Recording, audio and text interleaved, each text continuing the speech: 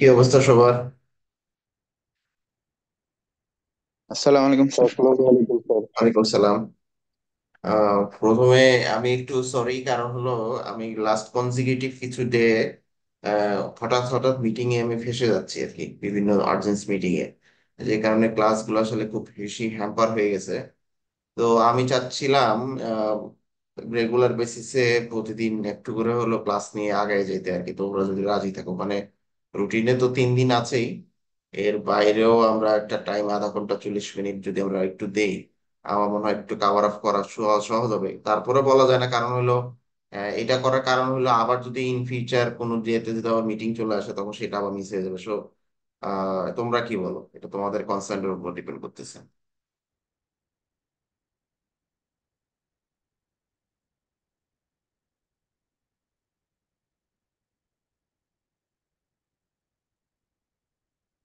কথা বলো, সবাই দেখি চুপ।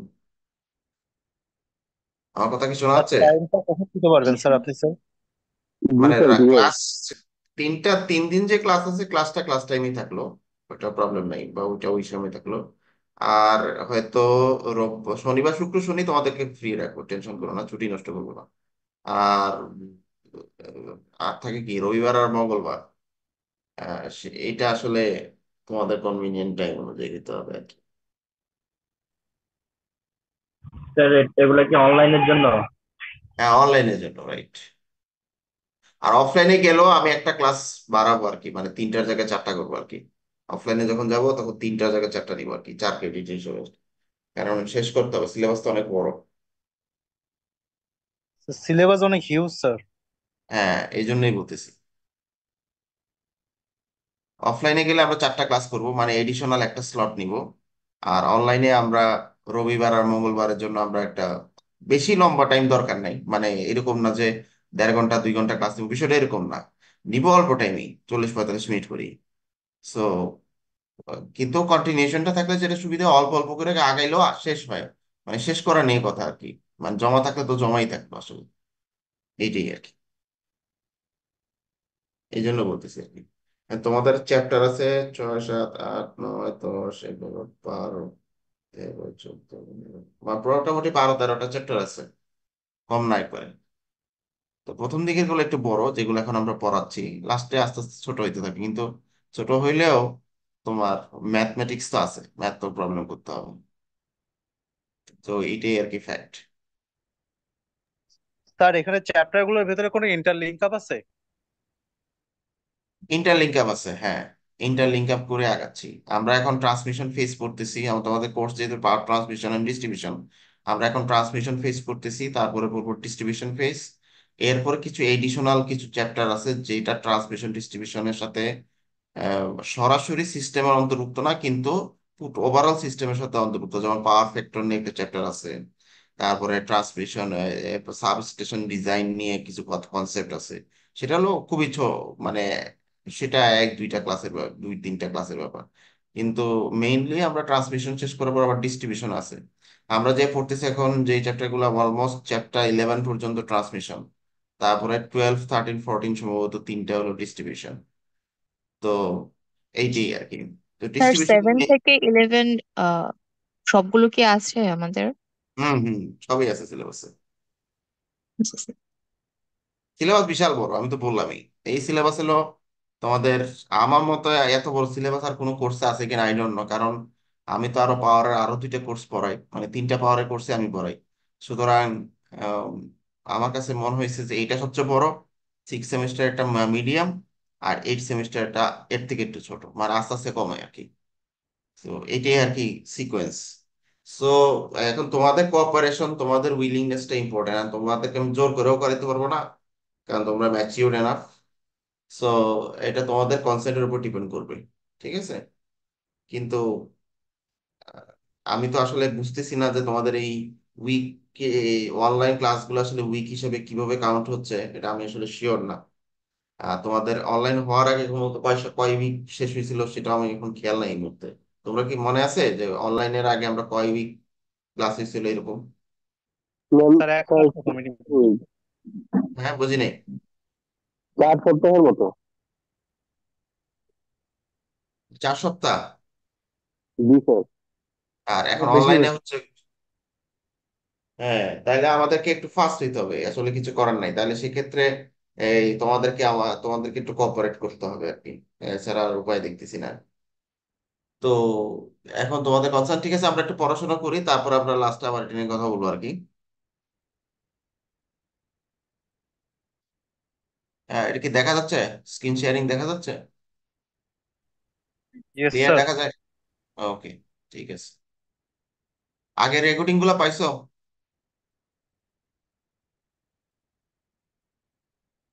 ক্লাসের আগের রেকর্ডিং গুলো কি পাইছো? স্যার একটা ক্লাসের মাত্র। একটাই তো হয়েছে মনে হয় ক্লাস, নাকি আর তো হয়নি মনে হয়? দুইটা। দুইটা হয়েছিল। দুইটা হয়েছে, ও একটা দেওয়া হয়েছে, আরেকটা দলে দেওয়া হয়নি নাকি? জি স্যার। আচ্ছা, ঠিক আছে, আমি দিয়ে দিব আর কি, আজকেরটা সহ একসাথে দুইটা দিয়ে দিব, ঠিক আছে। আচ্ছা, জাস্ট এ মিনিট। ওকে, আজকে আমরা শুরু করব ওভারহেড লাইনের ইলেকট্রিক্যাল ডিজাইন। তো ইলেকট্রিক্যাল ডিজাইন আমরা বলতে কি বুঝাই আসলে? ইলেকট্রিক্যাল টার্ম যখনই আসবে, তখনই আমাদের সর্বপ্রথম যে টার্মগুলো আসলে আমাদের মাথায় ঘুরপাক খায়, ভোল্টেজ, কারেন্ট, তারপরে রেজিস্ট্যান্স, ইন্ডাকটেন্স, ক্যাপাসিটেন্স, এগুলোই, চার্জ, মানে এই টার্মগুলো আসলে ইলেকট্রিক্যালের সাথে সম্পর্কিত টার্ম। তাহলে আমরা যেহেতু পড়াশোনা করতেছি ওভারহেড লাইন, দ্যাট মিনস আমাদের মাথার উপর দিয়ে যে লাইনগুলো, ট্রান্সমিশন লাইনগুলো টানা হয়, সেটা নিয়ে, সেটার ডিজাইন নিয়ে আমরা এতদিন পড়ছিলাম মেকানিক্যাল কিছু টার্মস নিয়ে। এর আগের চ্যাপ্টারে আমরা এই চ্যাপ্টারে দেখব ইলেকট্রিক্যাল ব্যাপার স্যাপার গুলা। তো একটা কথা বলি, আমরা অলরেডি এটুকু বুঝে গেছি যে আমাদের কনভেনশনাল ট্রান্সমিশন লাইন হলো এসি, যেটা থ্রি ফেজ সিস্টেম। তাহলে থ্রি ফেজ সিস্টেম যদি হয় কনভেনশনাল এসি, তাহলে এসি সিস্টেমে আমরা জানি যখন পাওয়ার ট্রান্সমিট করা হয়, যদি আমি ইলেকট্রিক্যাল কনসেপ্টে যদি চিন্তা করি, সবার প্রথমে আমাদের মাথায় আসবে রেজিস্ট্যান্স, ইন্ডাকটেন্স, ক্যাপাসিটেন্স। এই তিনটা টার্ম খুবই ইম্পর্টেন্ট, যদিও ভোল্টেজ কারেন্ট এটা একটা অন্য বিষয়। বাট আমরা যদি বলি কনস্ট্যান্ট প্যারামিটার বা কনস্ট্যান্ট সম্পর্কে যদি বলি, লাইনের কনস্ট্যান্ট বা প্যারামিটার, মেইন প্যারামিটার গুলো কোনগুলো, সেগুলো মেইনলি তিনটা: resistance, inductance, capacitance. Resistance, inductance, capacitance এর ফান্ডামেন্টাল কনসেপ্ট মোরলেস আমরা এজ এ ট্রিপল স্টুডেন্ট হিসাবে জানি। তারপরেও এখানে এই কনসেপ্ট গুলা আমাদের এই লাইন ডিজাইনিং এর ক্ষেত্রে একটা ইম্পর্টেন্ট ফ্যাক্টর, কারণ আমরা যে ওভারহেড লাইন ডিজাইন করব, এই প্যারামিটার গুলা কেমন হবে, কি ধরনের মান দিবে, এবং কোন ধরনের ডিজাইনের ক্ষেত্রে কিভাবে আমরা এই প্যারামিটার গুলা ক্যালকুলেট করব, যেন সেটা আমাদের অপটিমাম লেভেলে থাকে। কারণ আমরা যেন তেন ভাবে লাইন বসাই দিলাম ইচ্ছা মতো, এরপরে যা হয় রেজিস্ট্যান্স, ইন্ডাকট্যান্স, ক্যাপাসিট্যান্স যা হবার হবে, এটা নিয়ে চিন্তা করার দরকার নেই। বিষয়টা এরকম না, আমাদের অবশ্যই এটা একটা গুরুত্বপূর্ণ ফ্যাক্টর, কারণ এই প্যারামিটার গুলোর উপর ডিপেন্ড করতেছে তোমার ওভারঅল সিস্টেম পারফরমেন্স বা ওভারঅল সিস্টেম এফিসিয়েন্সি ডিপেন্ড করতেছে। তার মধ্যে এসি সিস্টেমের ক্ষেত্রে যে ইন্ডাকট্যান্স এবং ক্যাপাসিটেন্সের গুরুত্ব খানিকটা বেশি কম্পারেটিভলি রেজিস্ট্যান্সের তুলনায়। কারণ রেজিস্ট্যান্সটা আসলে আহ, এটা একটা কম্পারেটিভলি সিম্পল কনসেপ্ট, রেদার মানে যদি আমি ইন্ডাকট্যান্স এন্ড ক্যাপাসিটেন্সের সাথে তুলনা করি, এটা আসলে কারেন্ট ফ্লোটাকে বাধা দিচ্ছে।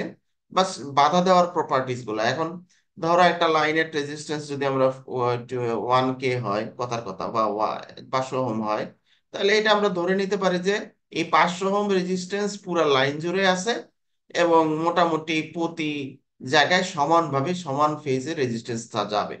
কিন্তু ইন্ডাকট্যান্স ক্যাপাসিট্যান্সের বেলাও সেম কথা প্রযোজ্য, কিন্তু ইন্ডাকট্যান্স ক্যাপাসিট্যান্স তৈরি হওয়ার জন্য বিভিন্ন ফ্যাক্টর জড়িত। রেজিস্ট্যান্সের ক্ষেত্রে এরকম কোনো ফ্যাক্টর জড়িত না। রেজিস্ট্যান্স হলো তুমি যে ম্যাটেরিয়াল দিয়ে ডিজাইন করতেছো, ওই ম্যাটেরিয়ালটাই মেইনলি তাই।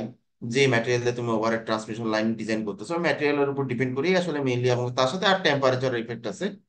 টেম্পারেচার অ্যান্ড, আচ্ছা আমরা একটু হোল্ড করি, আদান দিচ্ছে।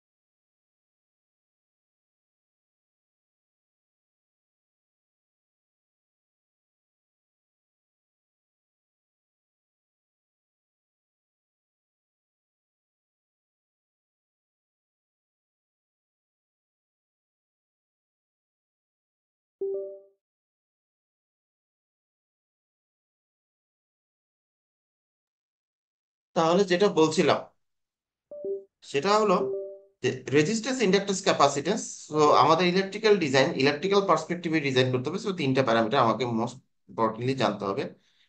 তো আমরা আস্তে আস্তে এটা ধাপে ধাপে দেখবো আর কি। এই বিষয়ে আমরা বেশ কিছু মানে ফর্মুলেশন শিখবো আর কি সামনে। তাহলে যেটা আমি বলছিলাম যে একটা ট্রান্সমিশন লাইনে কনস্ট্যান্ট গুলা কি কি? Resistance, inductance and capacitance. Resistance বলতে কি বোঝায় সেটা ছোটবেলা থেকেই তোমরা মোটামুটি জেনে আসো যে এটা একটা ইউনিফর্ম, মানে যে যেটা হলো অপোজিশন, কারেন্ট ফ্লোটাকে অপোজিট করে, সে মানে বাধাগ্রস্ত করে, এই প্রপার্টিসটার নামই হলো রেজিস্ট্যান্স। আর ইন্ডাকট্যান্সটা কি? ইন্ডাকট্যান্সটা হলো যে যখন কোনো একটা এসি ফ্লো হয়, দ্যাট মিনস অল্টারনেটিং কারেন্ট যখন ফ্লো হয় কন্ডাক্টরের ভিতর দিয়ে, এসি কারেন্ট ফ্লো হওয়া মানেটা কি? সেখানে একটা ফ্লাক্স তৈরি হয়। এবং যেহেতু এটা একটা অল্টারনেটিং নেচার কারেন্টটা, তো ফ্লাক্সটাও অল্টারনেটিং হয়। মানে যদি ধরো কারেন্ট যদি সাইনোসয়েডাল হয় তাহলে ফ্লাক্সটাও সাইনোসয়েডাল হবে। তাহলে যখন এই ফ্লাক্সটা সাইনোসয়েডাল হচ্ছে, দ্যাট মিনস এই ফ্লাক্সের মানটা বাড়তেছে কমতেছে, বাড়তেছে কমতেছে। দ্যাট মিনস কন্ডাক্টরের সাথে যে ফ্লাক্সের লিঙ্কেজ বা কানেকশন হচ্ছে, বা কন্ডাক্টরটা যে ফ্লাক্সকে এক্সপিরিয়েন্স করতেছে, সেটা কমতেছে বাড়তেছে। তাহলে এই যে ফ্লাক্স লিঙ্কেজের কারণে যে প্রপার্টিসটা পাওয়া যায়, এটাই হলো ইন্ডাকটেন্স। যেটা আমরা ম্যাথমেটিক্যালি চিন্তা করতে পারি যে একটা কন্ডাক্টরের ভিতরে যে পরিমাণ ফ্লাক্স লিঙ্কেজ হচ্ছে সেটা কারেন্টের সাথে যদি আমরা রেশিও করি, মানে আমরা বলতে পারবো যে per unit ampere current flow করলে যে পরিমাণ ফ্লাক্স লিঙ্কেজ হয় সেটাই হলো ইন্ডাকটেন্স। একদম সিম্পল ভাবে যদি আমরা ডিফাইন করি।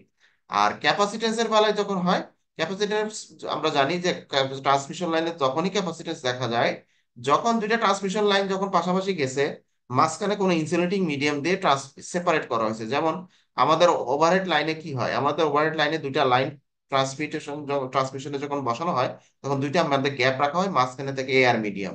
তাহলে এই এয়ারটাই কি করতেছে? ইনসুলেটর হিসেবে কাজ করতেছে, এবং ওই জায়গায় একটা ক্যাপাসিটেন্স ফর্ম হয়। এবং ক্যাপাসিটেন্সের বাই ডিফল্ট ডেফিনেশন যদি চিন্তা করি, যে যে পরিমাণ চার্জ তোমার পাওয়া যাচ্ছে তোমার পার ইউনিট, মানে ভোল্টেজ পটেনশিয়াল ডিফারেন্সের সাপেক্ষে যে পরিমাণ চার্জ ওখানে পাওয়া যাচ্ছে, ওইটাই হলো তার ক্যাপাসিটেন্স। দ্যাট মিনস আমরা যদি আরেকটু সিম্পলিফাই বলি, সেটা হলো পার ইউনিট পটেনশিয়াল ডিফারেন্সের জন্য যে চার্জ পাওয়া যাচ্ছে, সেটাই হলো ওই কন্ডাক্টরের জন্য ক্যাপাসিটেন্স। সো এটা একটা বিষয়। তো এখন আমরা একটু রেজিস্ট্যান্স সম্পর্কে একটু হালকা বলি, যদিও আমাদের এই চ্যাপ্টারে রেজিস্ট্যান্স নিয়ে তেমন আলোচনা না, কারণ রেজিস্ট্যান্সটা আসলে আলোচনার মানে ইম্পর্টেন্সটা বেয়ার করে কম with respect to electrical design. কারণ হলো ইলেকট্রিক্যাল ডিজাইনের ক্ষেত্রে আমি আগেই বলছি রেজিস্ট্যান্সটা আসলে মূল্যে ডিপেন্ড করে ম্যাটেরিয়াল এন্ড টেম্পারেচারের উপর। সো এর বাইরে এর কোনো তেমন কিছু কনসিডার করার প্রয়োজন হয় না সাধারণত। কিন্তু ইন্ডাকটেন্স আর ক্যাপাসিটেন্সের বেলায় এত সিম্পল না। ইন্ডাকটেন্স আর ক্যাপাসিটেন্সের বেলায় অনেকগুলো ফ্যাক্টর এখানে জড়িত, যেটা তোমরা আস্তে আস্তে জানতে পারবা।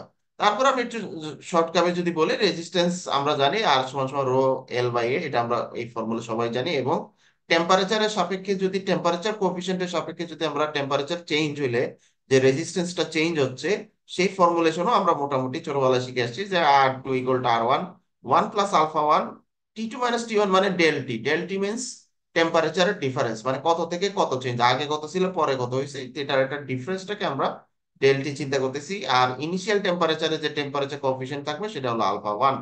আর ইনিশিয়াল টেম্পারেচার রেজিস্ট্যান্স যেটা, সেটা R1। সেইভাবে যদি আমরা এই ফর্মুলা দিয়ে ক্যালকুলেট করি, তাহলে নতুন টেম্পারেচারে নতুন রেজিস্ট্যান্স কত হবে সেটা আমরা ইজিলি বের করতে পারবো। যদিও এটাতে কোনো ম্যাথমেটিক্যাল প্রবলেম নাই, তারপরে এই ফর্মুলা জেনে রাখো, কেউ অবহেলা করো না।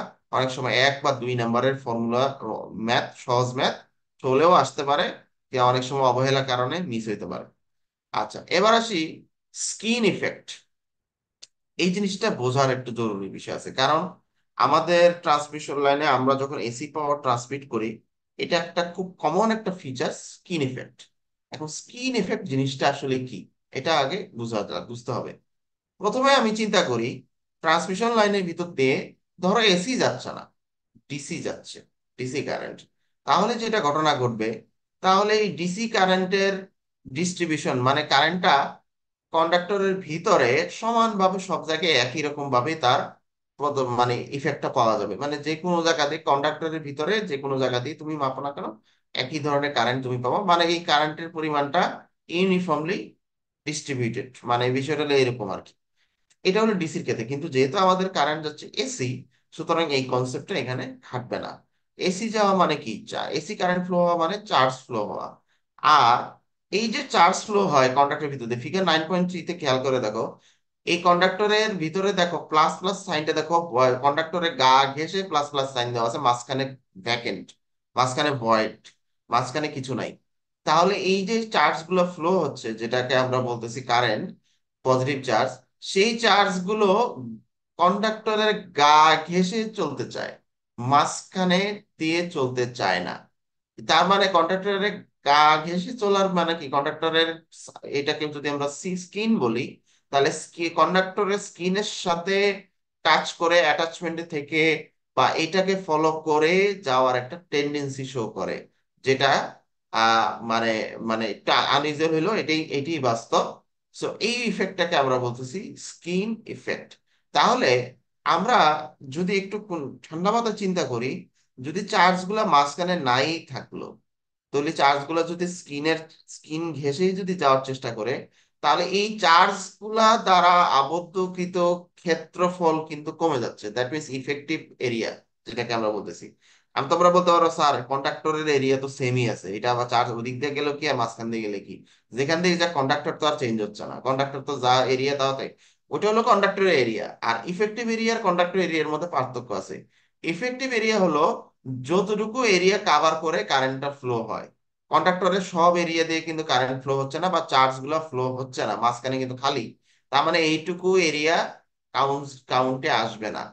যতটুকু এরিয়া নিয়ে চার্জ গুলো ফ্লো হচ্ছে, মানে অ্যাক্টিভলি তাদের এক্সিস্টেন্স লক্ষ্য করা যায়, অতটুকু এরিয়াকে বলতেছে এফেক্টিভ এরিয়া। দ্যাট মিনস আমরা যদি কন্ডাক্টরের এরিয়ার সাথে যদি আমরা চার্জের ইফেক্টিভ এরিয়াটাকে যদি কনসিডার করি, তাহলে খুব স্পষ্টভাবে দেখতে পাই যে চার্জ গুলো খুব কম এরিয়া নিয়ে যাচ্ছে, যেহেতু স্কিনের সাথে স্কিন টাচ করে যাওয়ার একটা টেন্ডেন্সি মাঝখানে থাকতেছে না, সুতরাং তার এফেক্টিভ এরিয়া ডেফিনেটলি কম।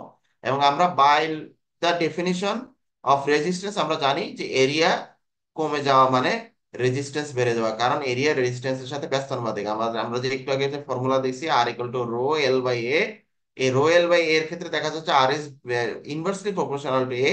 সুতরাং এফেক্টিভ এরিয়া যদি কমে যাচ্ছে, দ্যাট মিনস রেজিস্ট্যান্স বেড়ে যায়, কিছুটা রেজিস্ট্যান্স বেড়ে যায়। আচ্ছা, এখন এই ঘটনাটা কেন ঘটে, স্কিন ইফেক্টটা কেন ঘটে, এটা বোঝাটাও একটা ইম্পর্টেন্ট একটা ইস্যু।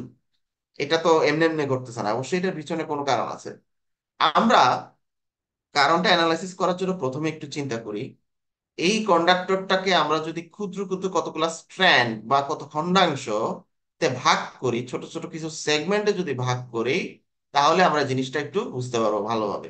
দেখা যাবে যে প্রত্যেকটা স্ট্যান্ড থেকে, যে প্রত্যেকটা পুরো কন্ডাক্টরকে যদি আমরা মানে ছোট ছোট খন্ড ইয়াতে ভাগ করি, তাহলে দেখা যাবে যে প্রত্যেকটা খন্ড থেকে ফ্লাক্স লিঙ্কেজের পরিমাণটা আলাদা আলাদা হচ্ছে। কেন আলাদা আলাদা হচ্ছে? ধরো কন্ডাক্টরের মিড একদম সেন্টার বরাবর যে স্ট্র্যান্ডটা থাকবে, সেই স্ট্র্যান্ডটা খেয়াল করে দেখো একটু কনসেপচুয়ালি, তুমি যদি আমার ছবির দিকে তাকাও তাহলে বুঝতে পারবা যে এই কনসেপ্ট, এই মাঝখানে যে স্ট্র্যান্ডটা থাকবে ওর চারপাশে দিয়ে ম্যাগনেটিক ইনফ্লুয়েন্সটা সবচেয়ে বেশি থাকে। তাহলে ম্যাগনেটিক ইনফ্লুয়েন্স যদি সবচেয়ে বেশি থাকে, মানে চিন্তা করে দেখো পুরোটার মধ্যে যদি ম্যাগনেটিক ম্যাগনেটিক একটা ইফেক্ট থাকে, কারণ আমরা জানি কোন একটা কন্ডাক্টরের ভিতর দিয়ে যখন যখন এসি কারেন্ট ফ্লো হয় তখন ওখানে একটা ম্যাগনেটিজম তৈরি হয়, ম্যাগনেটিজম আসে। তাহলে ম্যাগনেটিজম যখন তৈরি হবে, তাহলে ম্যাগনেটিজমের একটা পাওয়ার আছে, যে কোথায় বেশি পাওয়ারফুল ম্যাগনেটিক ফিল্ড থাকবে, কোথায় ম্যাগনেটিক ফিল্ড কম থাকবে। তা খুব স্পষ্ট ভাবে বোঝা যাচ্ছে যে মাঝখানে যত সাইডের থেকে মাঝখানের দিকে আগাতে থাকো, তত ম্যাগনেটিক ফিল্ডের জোরটা তত বেশি। তাহলে মাঝখানে যদি একটা খন্ড তুমি চিন্তা করো, তাহলে সেই খন্ডের ম্যাগনেটিক ফিল্ডের ইয়েটা, প্রভাবটা সবচেয়ে বেশি থাকে। আর যেখানে ম্যাগনেটিক ফিল্ডের প্রভাব বেশি থাকবে, সেখানে ফ্লাক্স লিঙ্কেজও বেশি হবে। আর ফ্লাক্স লিঙ্কেজ যদি বেশি হয়, তাহলে ইন্ডাকটেন্সও বেশি হবে। আর ইন্ডাকটেন্স বেশি হওয়া মানে ইন্ডাকটিভ যে রিঅ্যাকটেন্স, যেটাকে আমরা রিঅ্যাকটেন্স বলতেছি, সেই রিঅ্যাকটেন্সটাও বেশি হবে।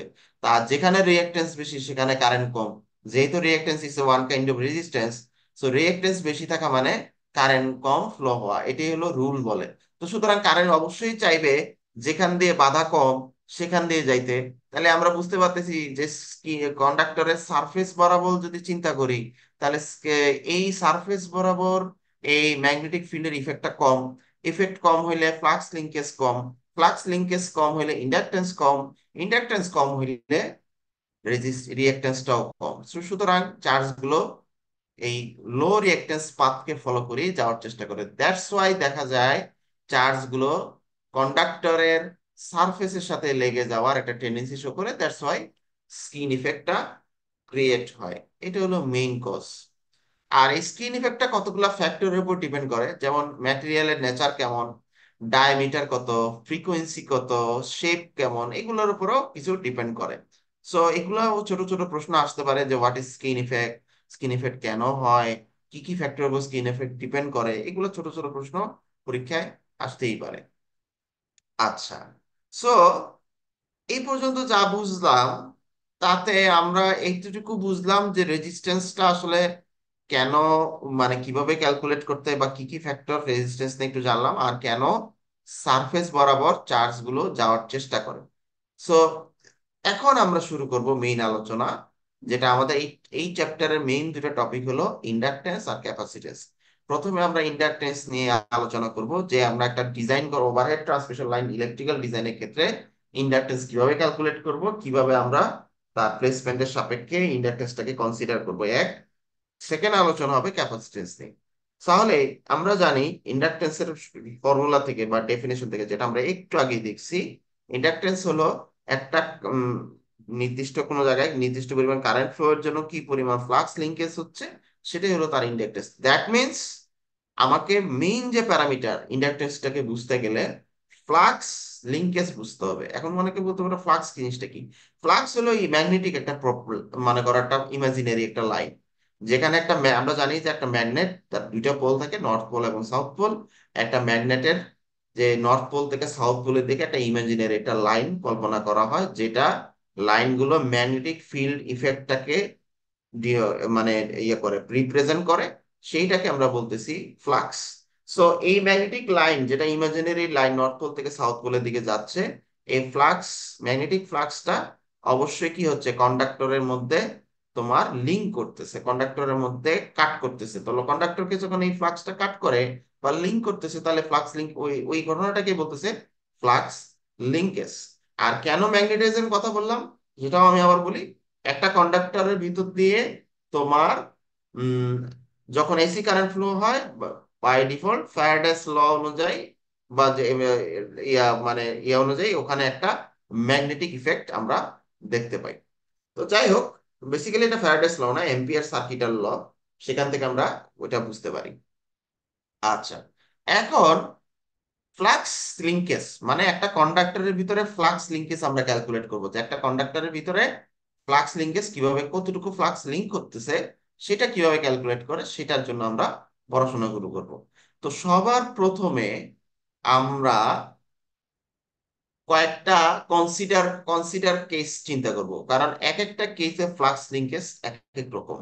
প্রথম যে কেসটা চিন্তা করব সেটা হলো, ধরো কন্ডাক্টর একটা আছে, তোমার কাছে কন্ডাক্টর একটা আছে, মনে করো সিঙ্গেল ওয়্যার একটা ট্রান্সমিশন লাইন, মনে করো একটা লাইন গেছে, এর আশেপাশে আর কোনো লাইন নেই, সিঙ্গেল লাইন গেছে। এই ক্ষেত্রে সিঙ্গেল লাইন ট্রান্সমিশন লাইন ক্ষেত্রে কিভাবে ফ্লাক্স লিঙ্কেজ হবে সেটা আমরা একটু জানবো। সর্বপ্রথম আলোচনা শুরু করার আগে আমি প্রথমে একটা কথা বলে নেই, সেটা হলো একটা সিঙ্গেল ওয়্যার কন্ডাক্টরের ভিতরে ফ্লাক্স লিঙ্কেজ দুই দিক থেকে হয়। ফ্লাক্স লিঙ্কেজ দুইটা দিক থেকে হয়। একটা হলো তোমার কন্ডাক্টরের ভিতরে ইন্টারনাল ম্যাগনেটিক ফ্লাক্স থাকে, যেটা ইন্টারনালি অবস্থান করে, তার কারণে একটা ফ্লাক্স লিঙ্কেজ থাকে। এট দ্য সেম টাইম কন্ডাক্টরের বাইরের সাইডেও ম্যাগনেটিক ফিল্ড থাকে, যে ম্যাগনেটিক ফিল্ডের কারণে ফ্লাক্স তৈরি হয়, এবং ওই ফ্লাক্সের কারণেও বাইরে থেকেও ফ্লাক্স লিঙ্কেজ হইতে পারে। দ্যাট মিনস, যেটা মোদ্দা কথা যেটা দাঁড়াইলো, একটা সিঙ্গেল ওয়্যার ট্রান্সমিশন লাইনের ফ্লাক্স লিঙ্কেজ হয় দুইটা কেসের কারণে। একটা কেস হলো ইন্টারনাল ফ্লাক্সের কারণে, আর একটা কেস হলো এক্সটার্নাল ফ্লাক্সের কারণে। দুইটা ফ্লাক্সের কারণে দুইটা আলাদা আলাদা ভাবে ফ্লাক্স লিঙ্কেজ হিসাব করে লাস্টে যোগ করে দিয়ে কম্বাইন যে ইফেক্টটা পাওয়া যাবে, ওইটাই হবে অ্যাকচুয়ালি একটা সিঙ্গেল ক্যারিং কন্ডাক্টরের ফ্লাক্স লিঙ্কেজ। তাহলে সবার আগে আমরা যে কেসটা পড়ব সেটা হলো ইন্টারনাল ফ্লাক্সের কারণে কিভাবে ফ্লাক্স লিঙ্কেজ হচ্ছে সেটা আমরা বোঝার চেষ্টা করব। তাহলে এটা বোঝার জন্য সবার প্রথমে আমাকে যেই জিনিসটা শরণাপন্ন হতে হবে সেটা হলো ম্যাগনেটিক ফিল্ড ইন্টেন্সিটি। কারণ এই ম্যাগনেটিক ফিল্ড ইন্টেন্সিটিটা হলো সবকিছুর গোড়া। কারণ এই ম্যাগনেটিক ফিল্ড ইন্টেন্সিটির কারণে ফ্লাক্স তৈরি হয়, আর এই ফ্লাক্স তৈরি হলে ফ্লাক্সের ডেন্সিটি কনসেপ্টটা আসে। আর ফ্লাক্স ডেন্সিটি যখন চলে আসে তখন ফ্লাক্স লিঙ্কেজ চলে আসে। আর ফ্লাক্স লিঙ্কেজ আসা মানে এটা যখন আমরা কারেন্টের সাপেক্ষে চিন্তা করি তখন এটাকে আমরা ওইভাবে আমরা সাজাইলে আলটিমেটলি ইন্ডাক্টর পর্যন্ত যাইতে পারবো। তো সবার আগে আমরা যদি ম্যাগনেটিক ফিল্ড ইন্টেন্সিটির কথা বলি, ম্যাগনেটিক ফিল্ড ইন্টেন্সিটির মেইন যে ফর্মুলা আমরা জানি, যেটা তোমরা ইলেকট্রোম্যাগনেটিক ফিল্ডে তোমরা হয়তো পড়বা বা পড়ছো, আমি জানি না, যেটা যেটা দেখতে পাবা সেটা হলো ম্যাগনেটিক ফ্লাক্স ডেনসিটি হলো কারেন্ট ডিভাইডেড বাই, মনে করো একটা সার্কুলার শেপে যদি কন্ডাক্টর হয় তাহলে সার্কুলার শেপের যে কারেন্ট এবং তার যে পরিধি থাকে সেই পরিধিটাই হলো রেশিওটাকে আমরা ফ্লাক্স ম্যাগনেটিক ফিল্ড ইন্টেন্সিটি ক্যালকুলেশনের জন্য ব্যবহার করি। তাহলে এখানে এটা বোঝার জন্য আমরা এই ফিগারটা আমরা একটু দেখি। এই ফিগারের 2 নাম্বার পার্টটা দেখো, 1 নাম্বার পার্টটা হলো ক্রস সেকশনের এরিয়াটা 2 নাম্বারে দেখানো হয়েছে। এটা আমরা ধরে নিই একটা কন্ডাক্টরের একটা প্রস্থচ্ছেদ ক্ষেত্রফল, যার রেডিয়াস হলো আর, এবং আমরা এই আর দূরত্বে, যেহেতু আমরা ইন্টারনাল ফ্লাক্স নিয়ে কথা বলবো, সুতরাং আর দূরত্বের মাঝখানে আমরা র্যান্ডমলি একটা পয়েন্ট সিলেক্ট করলাম যেটা দূরত্বের সেন্টার থেকে এক্স, এবং এই এক্স পয়েন্টের সাপেক্ষে ক্ষুদ্রতিকৃত অংশ ডিএক্স এর মধ্যে আমরা ফ্লাক্সটা ক্যালকুলেট করে দেখবো। মানে এই পয়েন্টের জন্য যদি আমরা ক্যালকুলেট করতে পারি ফ্লাক্স, এই ছোট পয়েন্টের জন্য, তাহলে আমরা ইন্টিগ্রেশনের মাধ্যমে আমরা জানি কোন একটা ছোট জায়গার মধ্যে কোনো কিছু ক্যালকুলেট করা হইলে সেটাকে একটা টোটাল এরিয়ার মধ্যে, রেঞ্জের মধ্যে ফেলাই ইন্টিগ্রেট করলে টোটালটাই পাওয়া যায়। সুতরাং আমরা ওই সিমিলার কনসেপ্টে যাব। আমরা এই ছোট ডিএক্স পরিমাণ জায়গায় কি পরিমাণ ফ্লাক্স আছে সেটা ক্যালকুলেট করলেই, আমরা যদি রেডিয়াস 0 থেকে r পর্যন্ত রেডিয়াস করি, যারা আমি একটু আসতেছি, জাস্ট মিনিট।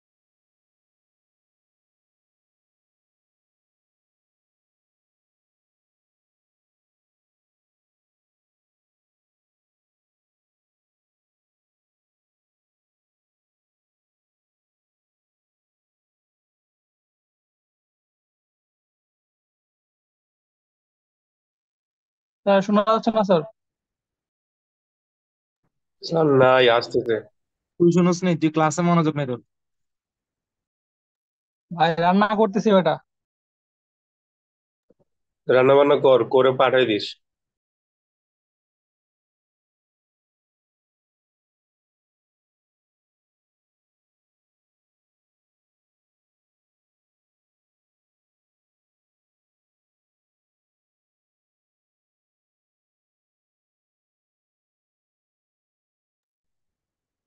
অ্যাটেন্ডেন্স কি স্যার নাই নাকি সিআর নাই? সিয়ার নাই বোনো? আমার ফোন 1% চার্জ আছে, কারেন্ট নাই। আমার অ্যাটেন্ডেন্সটা দিয়ে দিস। আচ্ছা বোন, ঠিক আছে। আচ্ছা, এই এই পর্যন্ত এতগুলো অনলাইন ক্লাস হলো, অ্যাটেন্ডেন্স গুলো নেই কি আসলে? এলো অটোমেটিক অ্যাটেন্ডেন্স।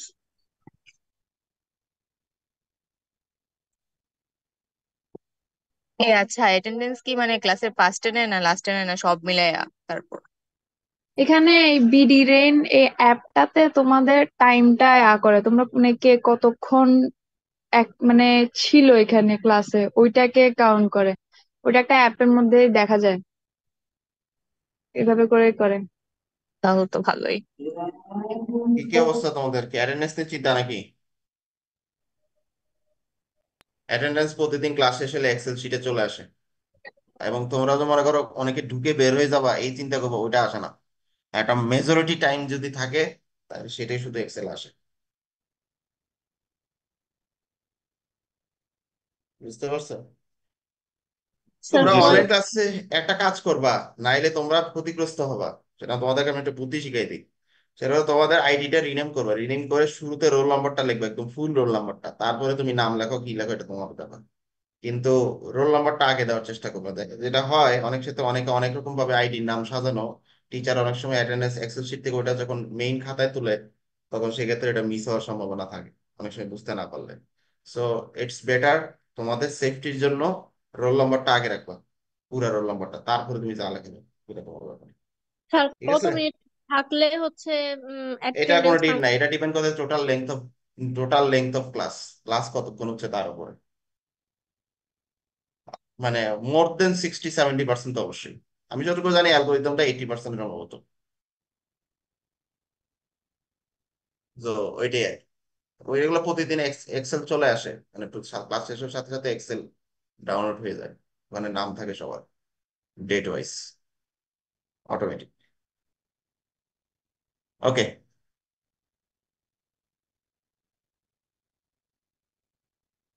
যেটা বলছিলাম, তাহলে আমরা এইটাই ক্যালকুলেশনটা একটু বোঝার চেষ্টা করি, তাহলে বুঝতে পারবা। তাহলে আমরা যেটা বলতেছিলাম, ম্যাগনেটিক ফিল্ড ইন্টেন্সিটিটা হলো কারেন্টের সাথে তার পরিধি। এখন আমরা যেহেতু আমরা এক্স পয়েন্টে ক্যালকুলেট করব, তো এক্স এর সাপেক্ষে যদি আমরা চিন্তা করি, যদি রেডিয়াস সেন্টার থেকে তার দূরত্ব এক্স হয়, তাহলে এটার ফর্মুলাটা হবে ওই ওই পয়েন্টের জন্য ম্যাগনেটিক ফিল্ড ইন্টেন্সিটি হবে এইচ এক্স। কারণ আমরা এইচ বলতেছি না, কারণ এইচ মানে পুরাটাকে বোঝাবে, কিন্তু আমরা যেহেতু একটা পার্টিকুলার পয়েন্টে হিসাব করতেছি, সেজন্য এইচ এক্স, এক্স এক্স দূরত্বে। সো ওখানকার কারেন্টটাকে আমরা বলবো আই এক্স, এবং দূরত্ব যদি এক্স দূরত্বে, সুতরাং আই এইচ এক্স সমান I x by 2 pi x. এই আই এক্স কারেন্টের মানটা আমরা কিভাবে পাইলাম, এটা একটু বোঝার বিষয় আছে। এটা অনেকটা কারেন্ট ডিভিশন রুলের মতো, বাট পুরোপুরি না। কারেন্ট ডিভিশন রুলের ক্ষেত্রে তো আমরা সাধারণত রেজিস্ট্যান্সের সাপেক্ষে ব্রাঞ্চে, প্যারালাল ব্রাঞ্চে আমরা ডিভাইড করে কারেন্ট ডিভিশন রুল অ্যাপ্লাই করি। বিষয়টা এরকম না। এই বিষয়টা হলো এখানকার কারেন্টটাকে এটা এটা রিলেটিভ ভাবে ক্যালকুলেট করতে হয়। রিলেটিভ কারেন্ট রিলেটিভ ভাবে কিভাবে ক্যালকুলেট করতে হয়? ধরো পুরাটার ক্ষেত্রফল হলো পাই আর স্কোয়ার, যেটা একটা সার্কুলার, এবং এক্স দূরত্বের জন্য আমরা যদি আর একটা সার্কেল চিন্তা করি, তাহলে তার ক্ষেত্রফল হলো পাই এক্স স্কোয়ার। তাহলে ঐকিক নিয়মে চিন্তা করো, তুমি পাই আর স্কোয়ার ক্ষেত্রফলের জন্য কারেন্ট যদি ধরো কি বলবো, মানে সরি, মনে করো পাই, এটার জন্য যদি কারেন্ট আই হয়, তাহলে পাই এক্স এর জন্য কত হবে? বিষয়টা হলো এরকম। সো এই pi x square divided by pi square, মানে দুইটা ক্ষেত্রফলকে রিলেটিভ করে তার মেইন কারেন্ট দিয়ে গুণ করলে ওই পয়েন্টে পার্টিকুলার কারেন্টটা হিসাব করা যায়। সো ওইটাই হলো তোমার আই এক্স। সো এই আই এক্স এর মানটা আমরা যদি এইটার সাপেক্ষে চিন্তা করি, তাহলে আমরা এই পাই পাই যদি কাটা চলে যায়, তাহলে x square by r square into I, এই মানটা আমরা এইচ এক্স এর ইকুয়েশনে বসাইতে পারি। তাহলে সেক্ষেত্রে এইচ এক্স দাঁড়ায় x square by r square into I by 1/2 pi x. এইটা হলো তোমার এইচ এক্স এর ফর্মুলা। সো এরপরে আমরা যা বললাম যে সিকোয়েন্সটা কি, প্রথমে ফিল্ড ইন্টেন্সিটি, তারপরে ফ্লাক্স ডেন্সিটি, তারপর আমরা ফ্লাক্সে যাব। তাই এখন আমরা ফ্লাক্স ডেন্সিটির সাথে আসবো। ফ্লাক্স ডেন্সিটি আমরা জানি বি দিয়ে প্রকাশ করে, আর ফ্লাক্স ডেন্সিটির বাই ডিফল্ট ডেফিনেশন হলো বি সমান সমান মিউ এইচ। এটা তোমাদের, এটাও তোমাদের ইলেকট্রোম্যাগনেটিজম বা ইলেকট্রোম্যাগনেটিক ফিল্ড যে কোর্সটা পড়তেছো, এই কোর্সে তোমরা এটা ভালোভাবে শিখবা। B equal to mu H. Mu হলো পারমিএবিলিটি, এটা একটা ইলেকট্রিক্যাল প্রপার্টিস। এই পারমিএবিলিটিটা মেইনলি মিউ সমান সমান হয় mu not mu R. Mu নটটা হলো শূন্য স্থানে পারমিএবিলিটি, মানে জিরো, মানে ইয়েতে মিডিয়ামে।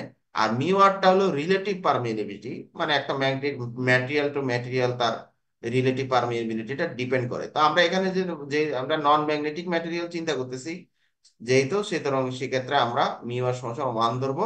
তাহলে 1 যদি ধরে, বি এক্স সমান সমান মিউ নট এইচ এক্স লিখতে পারি। তাহলে সেটাই যদি আমরা লিখি, তাহলে সেখান থেকে আমরা এইচ এক্স এর মান, যেটা উপরে আমরা পাইছি ইমিডিয়েটলি এখানে, এই মানটা যদি আমরা এখানে বসাই দিই, তাহলে আমরা বি এক্স সমান সমান পাচ্ছি mu naught x I divided by 2 pi R square.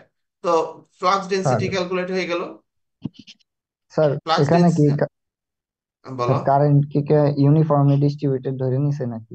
হ্যাঁ, ইউনিফর্মলি ডিস্ট্রিবিউটেড ধরে নিছি কারেন্টকে, কারণ এটা আইডিয়াল কেস। যেহেতু আগে তো ক্যালকুলেশনের ক্ষেত্রে সবসময় থিওরিটিক্যাল ক্যালকুলেশনে আইডিয়াল কেস চিন্তা করতে হয়, পরে তোমার অ্যাবনর্মাল কেস চিন্তা করতে হয়। সো যেহেতু এটা ইনিশিয়াল ডেরিভেশন, সুতরাং আইডিয়াল চিন্তা করতে হবে। আর আইডিয়াল চিন্তা করলে কারেন্ট অবশ্যই ইউনিফর্মলি ডিস্ট্রিবিউটেড ধরে নিতে হবে। Okay sir. আচ্ছা, এখন ডিফাই যদি ফ্লাক্স হয়, মানে মনে করো রেডিয়াল থিকনেস, যেটা আমরা চিন্তা করতেছি যে এরিয়ার জন্য আমরা বের করবো ফ্লাক্স লিঙ্কেজ, যতটুকুর জন্য আমরা থিকনেসের জন্য বের করবো, সেটা যদি ডিএক্স হয়, তাহলে এই ডিএক্স পরিমাণ রেডিয়াল থিকনেসের জন্য এবং তার এক্সিয়াল লেন্থ কি যদি আমরা 1 মিটার ধরি, আমাদের এটা 1 মিটার কেন ধরছে? 1 মিটার ধরা এলো মানে অ্যাজ সিম্পল অ্যাজ পসিবল এই ডেরিভেশনটাকে করার জন্য, আজ কিছু না। কারণ আমাকে মেইন ফর্মুলাটাকে এক্সট্রাক্ট করতে হবে। মেইন ফর্মুলাটাকে যদি আমরা এক্সট্রাক্ট করতে পারি, তারপরে তুমি এর মধ্যে যা যা চেঞ্জ করবা, যা বসাবা, যা করবা, এটা তুমি নিজে নিজে তুমি মডিফাই করতে পারবা। বাট মেইনলি মেইন ফর্মুলাটা বের করে নিয়ে আসার জন্য। তাহলে এই ডি ফাই সমান সমান আমরা লিখতে পারি যে এই যে ফ্লাক্স ডেনসিটিটা, তাহলে এইটা কিভাবে ফ্লাক্স, এই ফ্লাক্সটাকে কিভাবে ক্যালকুলেট করতে হয়? এই যে ফ্লাক্স ডেনসিটিটা পাইলাম ডিএক্স, এইটা ডিএক্স এর সাপেক্ষে কি হচ্ছে, দ্যাট মিন্স এই ফ্লাক্স ডেনসিটিটা হবে ডি ফাই বাই ডিএক্স, মানে এই ফ্লাক্স ডেনসিটিটা ডিনোট করতেছে ওই পরিমাণ রেডিয়াল থিকনেস এর মধ্যে কেমন ফ্লাক্স লিংক করতেছে তার উপর। দ্যাট মিন্স মেইন সূত্রটা হলো বিএক্স সমান সমান ডি ফাই বাই ডিএক্স। তাহলে ডি ফাই বাই ডিএক্স সমান সমান যদি বিএক্স হয়, তাহলে এই ডিএক্স টাকে বিএক্স এর পাশে পাঠাই দাও, পাঠাই দিয়ে বিএক্স এর উপরে যে মানটা পাইছো এই মানটা এখানে বসাই দাও। বসাই দিলেই তোমার ডি ফাই এর মানটা পেয়ে যাচ্ছ। সো এখন আমরা যেহেতু এই ফ্লাক্স লিঙ্কেজটা আইএক্স এর সাথে চিন্তা করতেছি, সুতরাং flux linkage per unit length যে এটা হবে, সেটা হবে ওই একই সিস্টেমে ডি ফাই বাই হবে pi x square divide by pi R square D phi, কারণ এই ডি ফাইটা হলো ওভারঅল ফ্লাক্স লিঙ্কেজ, ঠিক আছে, ওভারঅল ফ্লাক্স লিঙ্কেজ। কিন্তু আমরা যেহেতু চিন্তা করতেছি একটা নির্দিষ্ট পোর্শনে, তাহলে এই নির্দিষ্ট পোর্শনের জন্য ফ্লাক্স লিঙ্কেজ ওই কারেন্টের মতো করে একই সিস্টেমে ক্ষেত্রফলের রিলেটিভ যে ফ্র্যাকশনটা রিলেটিভ, সেটার সাথে তুমি টোটালটাকে যদি গুণ করো, তাহলে তুমি ওইটুকু অংশের জন্য ফ্লাক্স লিঙ্কেজ পাবা। এটা পাইলে তুমি পার মিটার লেন্থের জন্য, মানে 1 মিটার লেন্থের জন্য তুমি লেন্থের জন্য পাইলা। এখন তুমি ওভারঅল পাইতে চাও, যেটা আমরা বললাম যে ডিএক্স এর জন্য বের করতে পারলে পুরোটার জন্য বের করতে গেলে ইন্টিগ্রেশন করা লাগে। তো আমাদের এখানে রেডিয়াস হলো 0 থেকে r, সো 0 থেকে r সমান পরিমাণ জায়গায় এই ডি ফাইটাকে যদি তুমি ইন্টিগ্রেট করো, তাহলে টোটাল ইন্টারনাল ফ্লাক্সের লিঙ্কেজটা কত সেটা তুমি ইজিলি এখান থেকে বের করতে পারবা। এটা হলো ইন্টারনাল কেস। এখন যদি এক্সটার্নাল কেসে আসো, সেম প্রসেসে আবার আগাবা, সেম প্রসেসে এইচ এক্স সমান এখানে হবে, এইচ এক্স এর ক্ষেত্রে এখানে আই এক্স আর হবে না, এখানে শুধু হবে আই। কেন? এক্সটার্নাল ক্ষেত্রে আমরা এক্সটার্নালি ভিতরে কোনো কিছু দিচ্ছি না, নিচ্ছি কোথায়, বাইরে কত এক্স দূরত্বে, বাইরে এক্সটার্নাল ইয়ে থেকে কন্ডাক্টর থেকে বাইরে এক্স দূরত্বে একটা কোনো একটা পয়েন্টে আমরা এটা ক্যালকুলেট করব লিঙ্কেজটা। তাহলে সেটার জন্য এখানে তো আর কারেন্ট তো আর কন্ডাক্টরের বাইরে নাই, সুতরাং কারেন্ট পুরোটাই নিতে হবে আই, সেক্ষেত্রে আর আই এক্স নেওয়ার আর আলাদা করে কারেন্ট নেওয়ার আর সুযোগ নাই। তবে এই ক্ষেত্রে 2 পাই এর জায়গায় 2 পাই এক্স বসবে, এটা অ্যাজ ইউজুয়াল যা বসার সেটাই। আর একইভাবে বিএক্স হিসাব করতে হবে ওই একই মিউ নট এইচ এক্স, আগের মতো করেই এইচ এক্স এর মানটা এখানে বসাবা, তারপরে বিএক্স এর পরে ডি ফাই আসবে, ডি ফাই মান আমরা জানি বিএক্স ইন্টু ডিএক্স, সে উপরে বিএক্স এর মানটা এখানে বসাবা। বসালে তুমি ওভারঅল ফ্লাক্স লিঙ্কেজটা পাবা। যেহেতু আমরা একটা ক্ষুদ্র ত্রিকৃত অংশ ডিএক্স এর জন্য ফ্লাক্স লিঙ্কেজ বের করতেছি, সুতরাং ওই আবার একই সিস্টেম, ওই pi R square by pi x square into D phi, ওইভাবে যদি বসাও, বসাইলে এখানে একটা বিষয় আছে, এখানে একটা ঘটনা আছে, এই ডি ফাই আর ডি সাই একই হবে মান। কেন এক হবে? কারণ আমরা কিন্তু out of the box calculate করতেছি। Out of the box means এই টোটাল বক্সের জন্যই আমরা ডি ফাই পাইছি। আউট অফ দ্য বক্সে গিয়ে কিন্তু এই রেডিয়াসের আর কোনো ইফেক্ট বাইরে আর থাকবে না, মানে মানে দূরত্বের হিসাবটা থাকবে, কিন্তু ইন্টারনাল আর কোনো ইফেক্ট বা রেডিয়াস থেকে কম হইলে যে ইফেক্টটা হয় সেটা আর থাকবে না। এটা জেনারেলাইজড, ওই সারফেসেও যা বাইরেও তা। তোমরা ফিজিক্সে ইন্টারমিডিয়েটে একটা কিছু ডেরিভেশন অবশ্যই করছো, যে গোলকীয় স্থানের জন্য তোমার কেন্দ্র থেকে কম দূরত্বে বিভব পটেনশিয়াল ইফেক্ট, তারপরে কেন্দ্র থেকে রেডিয়াস বরাবর, তারপরে রেডিয়াস থেকে বড় হইলে কত হবে। সেক্ষেত্রে আমরা রেডিয়াস থেকে বড় যতই হোক না কেন, আমরা রেডিয়াসের সমান পরিমাণ যে ইয়াটা সেটাই আমরা কনসিডার করছি। এটা তোমরা এইচএসসি তে তোমরা অলরেডি দেখছো সেকেন্ড পেপারে, ফিজিক্স সেকেন্ড পেপারে। তো সেম কনসেপ্টটা এখানেও অ্যাপ্লাই হয়েছে। তোমার যেহেতু এটা রেডিয়াসের বাইরে, সুতরাং এই রেডিয়াসের সারফেস বরাবর যা থাকবে বাইরেও তাই ফ্লাক্স হিসাবটা লিঙ্কটা ওইভাবেই কনসিডার করতে হবে।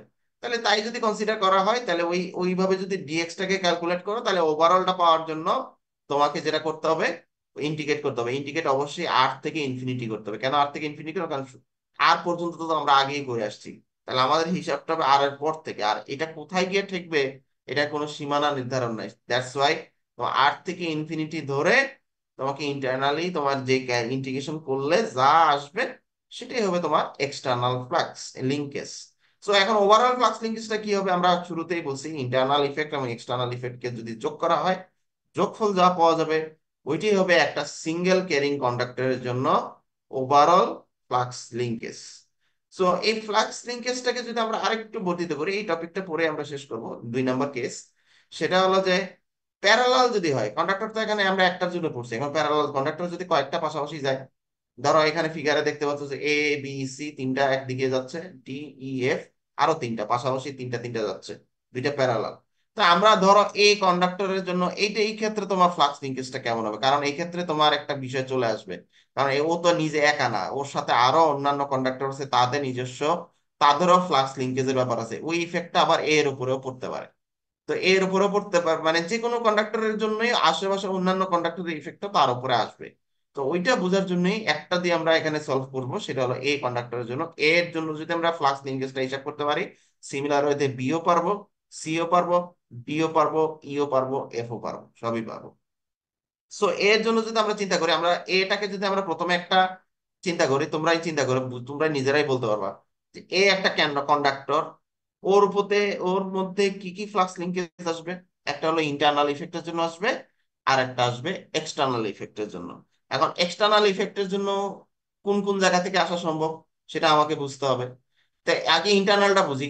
ইন্টারনালটা তো আমরা যা অলরেডি বের করে আসছি, তাই এই যে দেখো ইন্টারনালে আমরা যে ফর্মুলাটা পাইছি, এই এই সেম ফর্মুলাটাই আমরা এখানে এখানে অ্যাপ্লাই করছি, কিন্তু পার্থক্যটা হলো কি, এখানে দেখো 1/4, তারপরে এটা এ আসছে। কেন আসছে এটা, ও আচ্ছা আরেকটা বিষয়, এটা কেন আসছে ইন্টারনাল, মানে ওভারঅল ফ্লাক্স লিঙ্কেজ যেটা, আমি একটু বলতে ভুল বলছি, ইন্টারনালটাকে আলাদা করে আর দেখা নেই, ওভারঅলটাকেই দেখানো হয়েছে। মানে এই কন্ডাক্টর যদি একা থাকতো, তাহলে একার জন্য যা আসতো টোটাল ফ্লাক্স, সেটা হলো এই যে এই formula mu naught I by 2 pi 1/4 এইটা। তো এই আই এর জায়গায় যেহেতু কারেন্ট এখানে আই এ ধরছে, তাহলে এই আই এর জায়গায় আই এ বসানো হয়েছে, আর কিছু না। এটা হলো একটা কন্ডাক্টর যদি ইন্ডিপেন্ডেন্টলি থাকতো তার ফ্লাক্স লিঙ্কেজ। এখন আসো ওর ওপর অন্যান্য কন্ডাক্টরের ইফেক্ট কিভাবে ক্যালকুলেট করবা। অন্যান্যের উপরে ক্যালকুলেট করতে গেলে একটা জিনিস মাথায় রাখবা, ধরো বি এর জন্য, সি এর জন্য, যার জন্যই করো না কেন, এই ক্ষেত্রে আর ইন্টারনাল, ওদের ইন্টারনাল, বি এর ইন্টারনাল, সি এর ইন্টারনাল, ডি এর ইন্টারনাল কিন্তু এর উপরে আসবে না, ওইটা হিসাবে আসবে না, শুধুমাত্র কি আসবে, বি এর এক্সটার্নাল, সি এর এক্সটার্নাল, ডি এর এক্সটার্নালটা শুধু এর উপর ইফেক্ট আসবে। তো শুধুমাত্র এক্সটার্নালের ফর্মুলাটা খাটবে, ইন্টারনালের ফর্মুলা আসবে না। তাহলে এক্সটার্নালের ফর্মুলাটা কি, এক্সটার্নালের ফর্মুলাটা হলো এই যে এটা, ওর আর থেকে infinity mu naught I divided by 2 pi x. তাহলে এই এক্সটার্নালের ফর্মুলাটা এখানে খাটানো হয়েছে, তাহলে আই এর জায়গায় যদি বি, বি এর জন্য এক্সটার্নাল নিতে চাও, তাহলে কারেন্ট হবে আইবি, আর ইয়ে হবে আর এর জায়গায় ডি 1 থেকে ইনফিনিটি। কেন ডি 1, কারণ এ থেকে বি এর দূরত্ব ডি 1। সে একইভাবে সি কন্ডাক্টরের জন্য চিন্তা করো, তাহলে এ থেকে সি এর দূরত্ব যদি ডি 2 হয়, তাহলে কারেন্ট যদি এটার আইসি হয়, তাহলে mu naught by I C divide by d 2 থেকে ইনফিনিটি। তো একইভাবে ডি, ই, এফ সবগুলোর জন্যই তুমি বের করতে পারবা ডিস্টেন্স অনুযায়ী। তাহলে এইভাবে যদি তুমি সবগুলো একসাথে যোগ করে দাও, তাহলে তুমি ওভারঅল এ, এ কন্ডাক্টরের জন্য ওভারঅল টোটাল ফ্লাক্স লিঙ্কেজটা পেয়ে যাবা। তো একইভাবে বি এর জন্য পাবা, সি এর জন্য পাবা। তাহলে এখন এখানে একটা, এইটুকু আলোচনার পর্যন্ত আমরা একটা কনক্লুটিভ একটা সামারিতে আসতে পারি।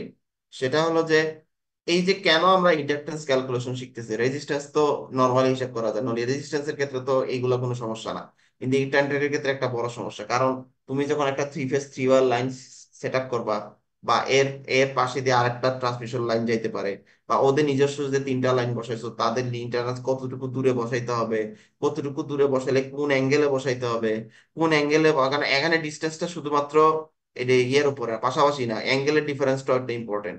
তাহলে জিওমেট্রিক্যাল যে শেপটা, তাহলে এই ট্রান্সমিশন লাইনের যে জিওমেট্রিক্যাল শেপটা কেমন হবে, কতটুকু দূরত্বে কিভাবে রাখলে, কতটুকু থিকনেসের তার বসাইলে কি পরিমাণ ইন্ডাকটেন্স ফল হবে, ইন্ডাকটেন্স লিংক হইলে কি পরিমাণ রিয়েক্টেন্স শো করবে, রিয়েক্টেন্স শো করলে কি পরিমাণ রিয়েক্টিভ লস হইতে পারে, রিয়েক্টিভ লস হইতে হইলে পাওয়ারের কি পরিমাণ এফিসিয়েন্সি, মানে একটার সাথে কিন্তু একটা দেখো চেইনের মতো, মানে একটা মালার বুতামের মালার যে পুতির মালার যে মুক্তার মালাগুলো, মুক্তাগুলো যে গাঁথা থাকে, অনেকটা ওইরকম একটা চেইন রিয়েকশনের মতো, একটা উলট পালট হইলে সবকিছু উলট পালট হয়ে যাবে।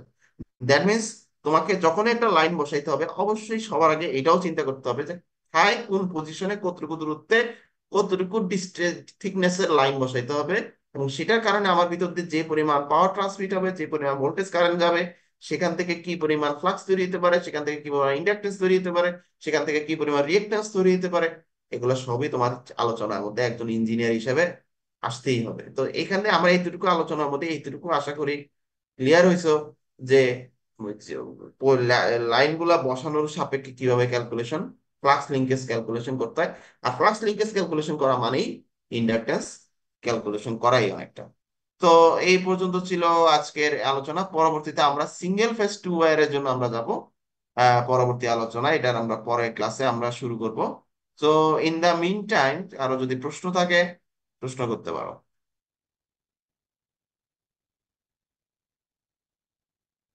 কারো কোনো প্রশ্ন থাকলে করতে পারো। হ্যাঁ স্যার, প্রশ্ন নেই। এ কি আমার ক্লাস কি বোঝা যায় নাকি না বুঝতে পারতেছে না? না বুঝলে বলবা, কিন্তু হেজিটেট করবা না যে স্যার আমি তো বুঝতেছি না। Sir open feedback, no problem. আজকে স্যার বুঝতে পারি নাই। কি বুঝতে পারো নাই বলো,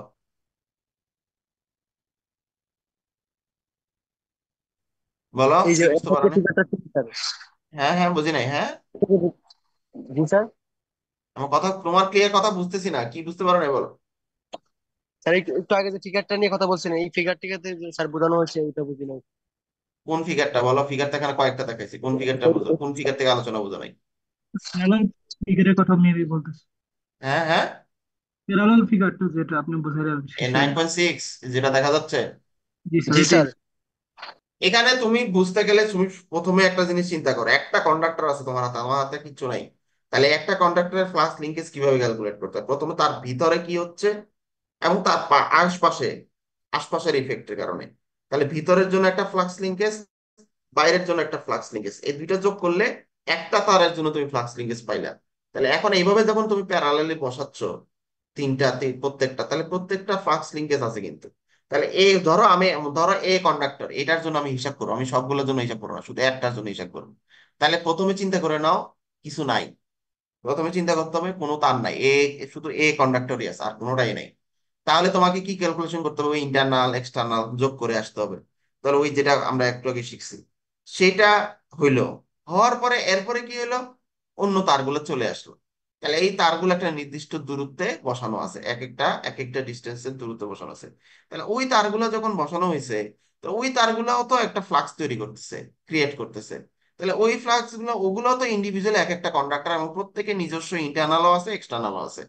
এখন যে কন্ডাক্টরটা তুমি আগে বসাইছো এ, সেটার উপরে আসলে ওইগুলোর কোন ইফেক্টটা আসবে? ওগুলার ইন্টারনাল গুলো আসবে না এক্সটার্নাল গুলো আসবে? এক্সটার্নাল গুলো আসবে, কারণ অন্যগুলার ইন্টারনাল, তো ইন্টারনাল মানে ইন্টারনাল, এটা তো ভিতরেই থাকে, ওটা তো বাইরে আসার সুযোগ নেই।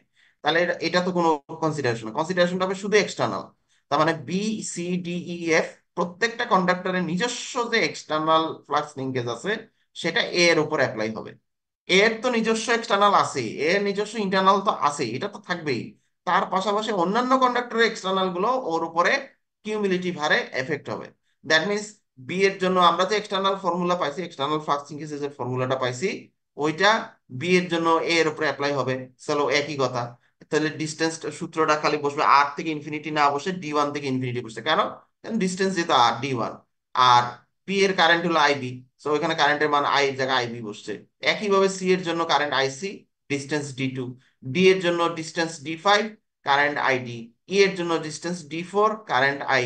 আইফ এর জন্য distance D three, current IF. তাহলে এইগুলো সবগুলো যখন একসাথে যোগ করে যে সামেশনটা পাবা, ডট যে এখানে তো তিনটা দেখাইছে আর কি, সবগুলো না দেখায় বাকিগুলো ডট ডট দেখাই দিছে।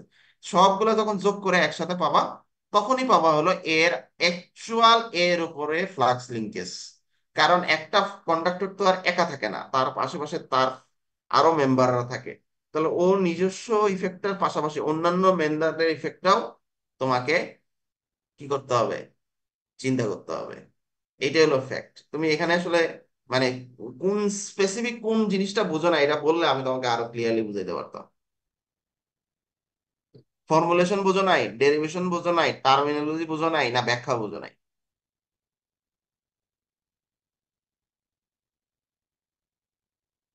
বলো। স্যার আমি আবার ভালো করে দেখে স্যার, প্রবলেম হলে আপনাকে আবার পরবর্তী ক্লাসে জানাবো। আচ্ছা, ঠিক আছে, ওকে। বাকিদের কি অবস্থা? আর কোনো ফিডব্যাক? স্যার বুঝতে পারছি স্যার। বুঝছো কি আমাকে খুশি করার জন্য বললা? এত তাড়াতাড়ি তো বুঝার কথা না। না স্যার, ইজি তো ছিল। আচ্ছা, ঠিক আছে তাহলে। নেক্সট তাহলে আমরা রোববারে, রোববারে তো তোমাদের সিনিয়রদের ডিফেন্স আছে, তাহলে দিনের বেলা হবে না। তোমাদেরকে বিকালে রাত্রে ক্লাস নিলে কি তোমাদের প্রবলেম হয়? আর তো তোমরা আবার আবার কি মনে করে সেজন্য না। তোমাদের কি অবস্থা বলো তো? ওই মানে নন ক্লাস ডেতে আমরা কিভাবে ক্লাস নিতে পারি?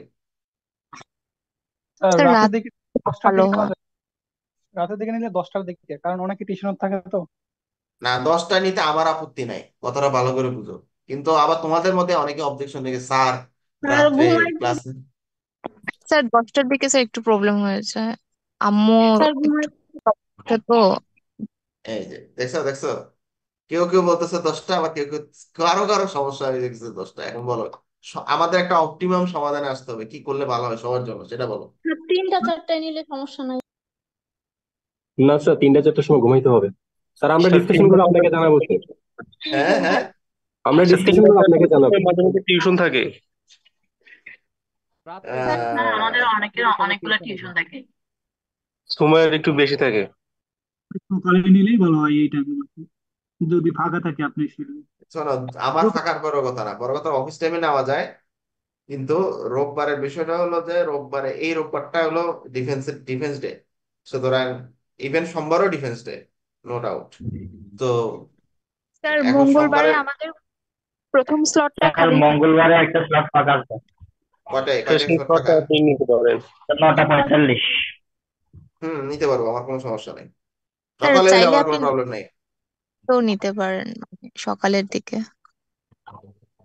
রবিবার সকালে? স্যার রবিবারে তো স্যার স্লট ফাঁকা নাই, তারপর বিকেল আবার ল্যাবও ল্যাবও থাকে আমাদের মোর্শেদ স্যার।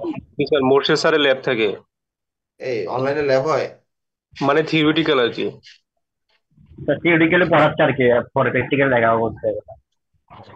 ও আচ্ছা, বুঝছি। তাহলে তো রোববারের ব্যাপারে তাহলে আমরা কোনো সিদ্ধান্ত আসতে পারলাম না আপাতত। না স্যার। মঙ্গলবারে ফাঁকা স্লটটাতেই নেন জি যদি। স্যার, মঙ্গলবারে নিয়ে নেন।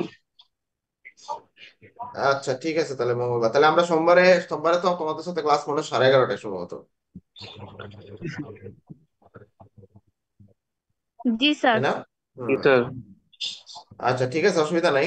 ইনশাল্লাহ যদি ইনকেস কোনো ডিফেন্সে, ডিফেন্স তো হলো সমস্যা হওয়ার কথা না, ইনকেস জরুরি কোনো মিটিং ফিটিং না আসলে ইনশাল্লাহ মঙ্গলবারে টাইট টাইমে ক্লাস নেবে ইনশাল্লাহ। ঠিক আছে, তোমরা তো বুঝতেছো সিলেবাসটা অনেক বড়, তো আমাকে একটু ফাস্ট যাইতেই হবে, তো তোমাদেরকে একটু কোঅপারেট করতে হবে। জি স্যার। ঠিক আছে, তাহলে ভালো থাকো আজকের মতো। স্যার আসসালামু আলাইকুম। হ্যাঁ, ওয়ালাইকুম আসসালাম।